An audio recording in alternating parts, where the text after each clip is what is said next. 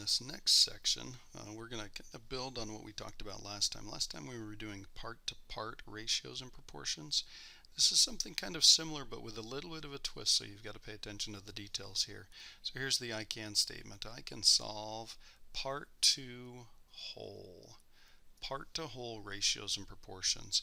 Again, very similar, just a little bit of a twist here. Now, the warm-up, we're going to start off working with some fairly big numbers, so I do need you to have your calculator available so that you can do these. And again, this is going to kind of stretch our ability, make sure that we understand fundamentally what's going on with these ratios as we scale them up and scale them down and stuff like that, because the scale factor on these is going to be pretty darn big. So it says answer the questions below, be sure to find the scale factor and show your work. So it says the ratio of the songs on Addie's iPod to Cameron's iPod is 7 to 4. So 7 to 4, and I'm going to do an A for Addie and C for Cameron. And it says if Addie had 9,492 songs, which is just amazing. So Addie's part goes from 7 to 9,492. How many does Cameron have? So we're just talking about the two parts here.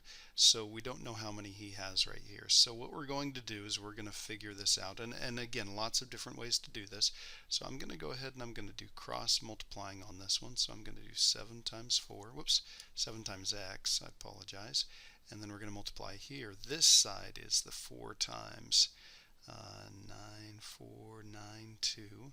And then I'm going to go ahead and divide here. So as I go through and do this, let's grab a calculator. So divide both sides by 7.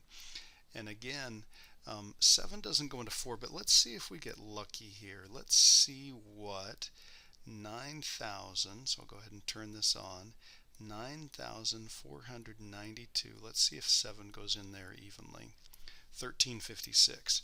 So let's see, this is going to cancel to be 1356.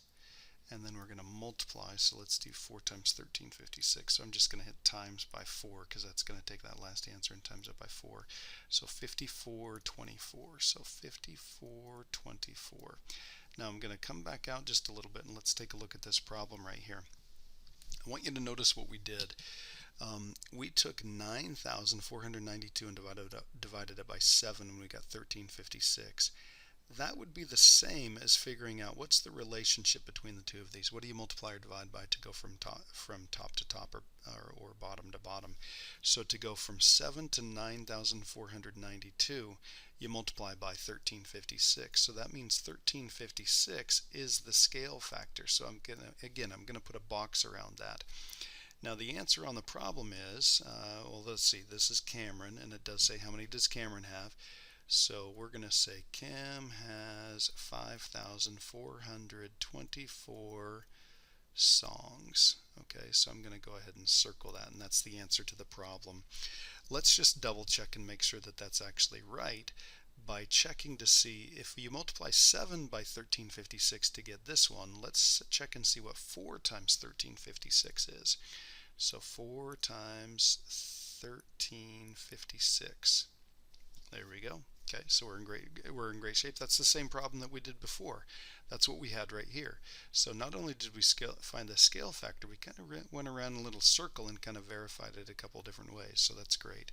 Next one, if Noah makes $3, for every $3 Noah makes, Nicole makes 5. If they make 1,000, wait a minute, $196,008 altogether, how much does Nicole make? Okay, so now we've got to be a little bit careful here. So Noah makes $3. Nicole, so I'm going to do N-O and N-I for Nicole and Noah here, and then $5. And then it says they made this much together. Okay, so we've got to be careful about this. So we're mixing in the whole part right here. So the whole part is 8.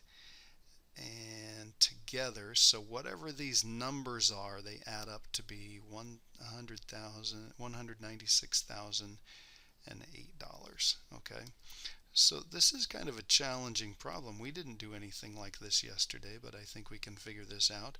How do I go from 8 to $196,008? So let's grab our calculator. Let's do 196, whoops. 008. Let's divide that by 8. Hopefully this goes evenly. So 24,501. Okay, so that means that's the scale factor. So we're going to times by 24,501.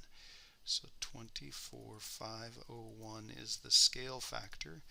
We're good with that. Now let's multiply each one of these. And it really says how much does Nicole make, but we're gonna do both of them. So let's go ahead and do this. Let's do 24,501 times 3, 73,503, 73,503, and then let's do 5 times that. So I'm just going to recall that one. You can up arrow on your TI-30, and we're going to change that to a 5. 122,505. 122,505.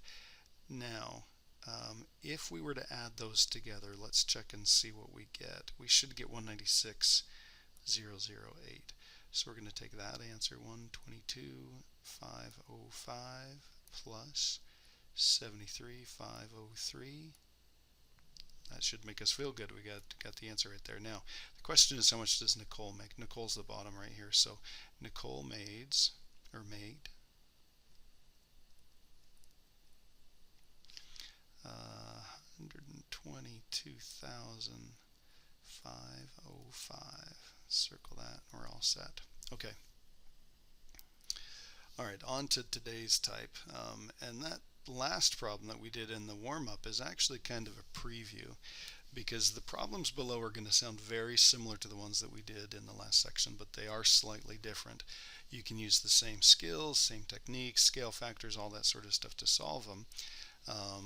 But we do want to make sure, as we did before, we do want to find the scale factor for each one of them. Now, before we do these, I want you to stop and think about this. Results on like a survey or different things like that a lot of times are reported in this type of phrase. It says 5 out of every 9 chips is yellow, 4 out of 5 dentists, and different things like that. So it says 5 out of every 9 chips is yellow. What is the ratio of yellow chips to red chips? So some people are really tempted to say, oh, 5 and 9, so that's it. But that is not what it says. What it says is 5 out of every 9 chips. So this one right here is a part of the fraction. This one right here is the whole part of the whole, or the total for the fraction. So what that means is 5 goes on top. The whole is 9, so what that means is this denominator's got to be 4. So the two parts that make up the fraction are 5 and 4. So in this type of problem, we call the 5 a part, and we call the 9 a whole. And we've been using this vocabulary a little bit, but we really need to pay attention to this idea right here, because most of these are going to be involving a question about the whole part. Not the parts in here, but the whole, what they add up to. Okay? So it says Mandy and Amy have a collection of rocks. Mandy found 3 out of every 4 rocks in the collection. Together they have found 200 rocks. How many have each of them found? So here's what we're going to do. We've got Mandy's part on the top. So Mandy found 3 out of every 4. Don't put the 4 right here, because it didn't say Amy found 4. What it says is Mandy found 3 out of every 4 rocks in the collection. So in the whole collection, 3 out of every 4, and remember, we would add these parts together to make the whole, so this has got to be a 3-to-1 ratio for Mandy's rock versus Amy's parts, or Amy's rock. So let's see, together they found 200 rocks, so that means this is 200. So what do we times by? Times by 50. That means 50 is the scale factor. So let's go ahead and scale this up. Let's times this by 50. So that's going to be 150.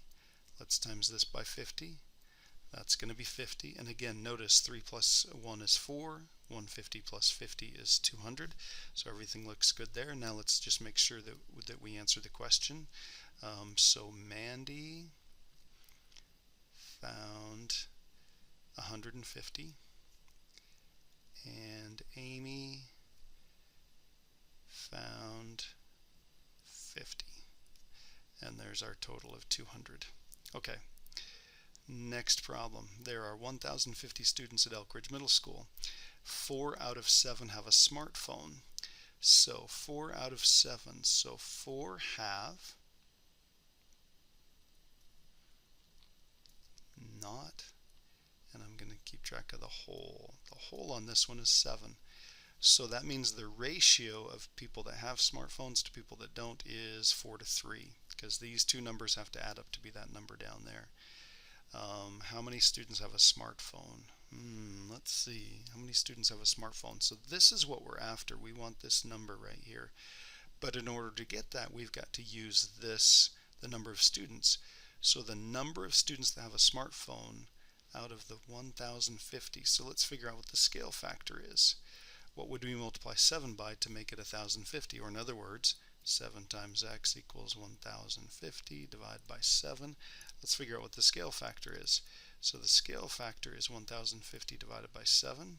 Whoops. 150. So the scale factor on this problem is 150. Again, I'm going to put a box around that. We're going to times by 150 here, times by 150 here. That's going to be 600 here.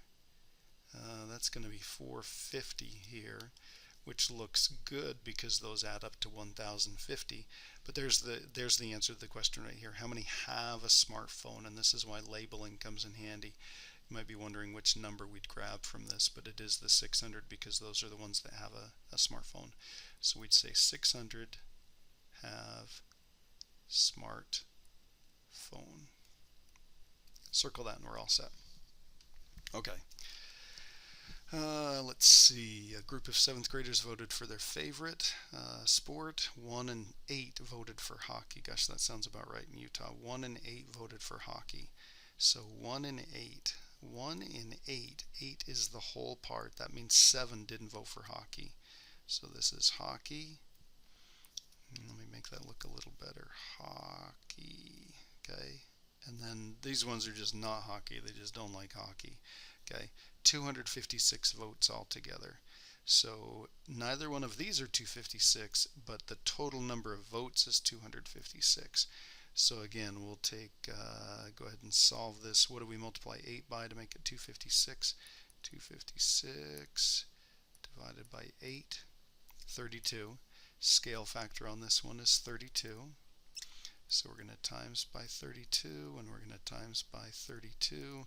So we end up with 32 on the top, and let's do the 7 times 32. Not quite sure if we have to actually do this one, but let's just go ahead and get them just to double check and make sure. Whoops, 24. And yep, if you add those together, you get 256. Now, how many voted for hockey? Okay, that's the answer right there, 32.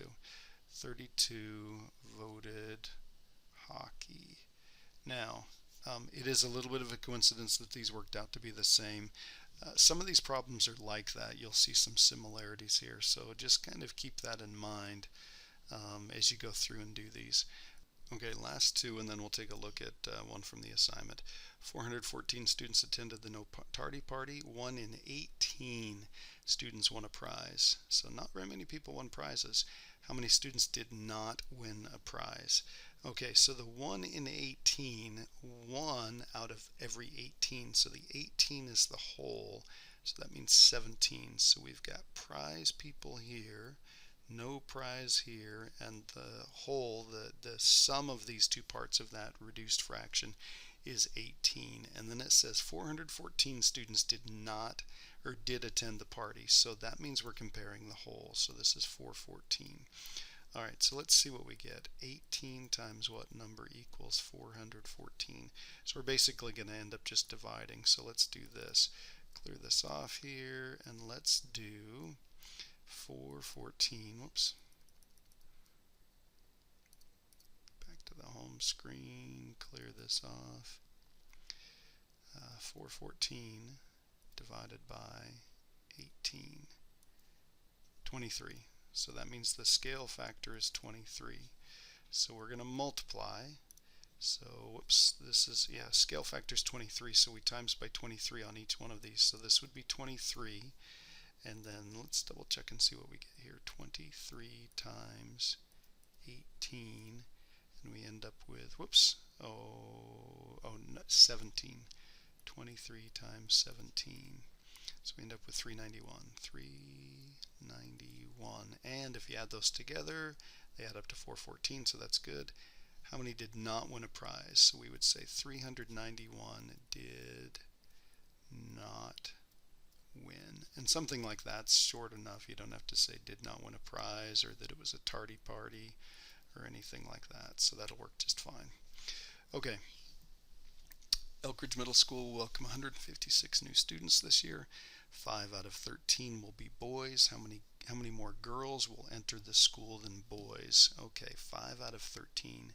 5, and then 13 is the whole part. 5 out of 13 will be boys. So this is boys, this is girls, and this is the whole part. So let's see, and there's 156 new ones. So let's divide to figure out what the scale factor is. 156 divided by 13. Scale factor is 12. So the scale factor is 12. So again, I'll box that. And then we're going to times by 12. Yeah, so that would be 8. 12 would be 60. And 12 would be 96. Let me just double check myself. 8 times 12. Yep, 96. And look, the 60 and the 96 add together to be 156. So we're in good shape there.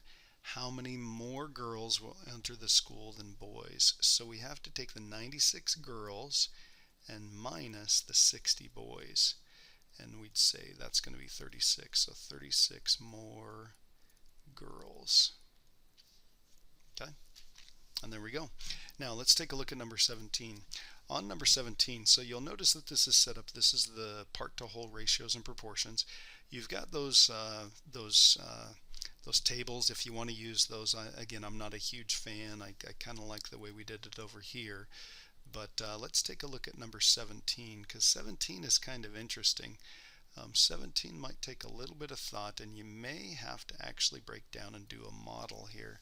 So it says for every 7 games the Grizzlies played, they won 6 of them. So for every 7 games the Grizzlies played, they won 6 of them. So 7 is the whole. They won 6. That means they lost 7. And it says if they won 30 more games than they lost. Whoops. Oh, sorry. This should be a 1. That should be a 1. Yeah, they won 6. They lost, won 6, lost 1, and then those add up to be 7. So we're in good shape there.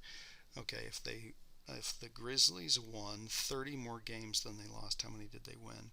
So what we're trying to find is we're trying to find the difference between how many they won and they lost. On this one, it might not be a bad idea to use the table. So let's do won and lost.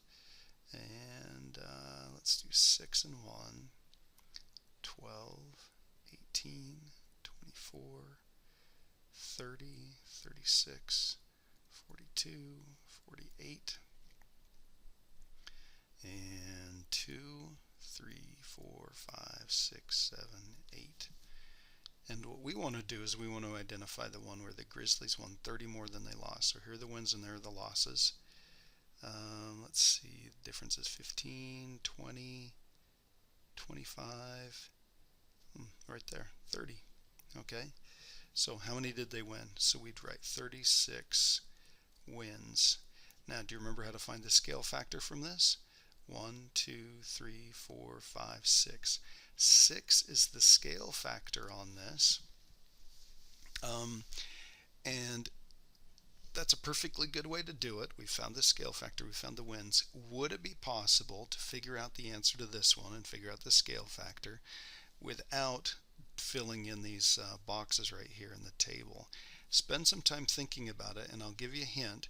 The difference between the two of these is 5, 10, 15, 20, 25, 30. So think about the difference between the two of these and how you'd kind of scale that up. Okay, good luck on the assignment.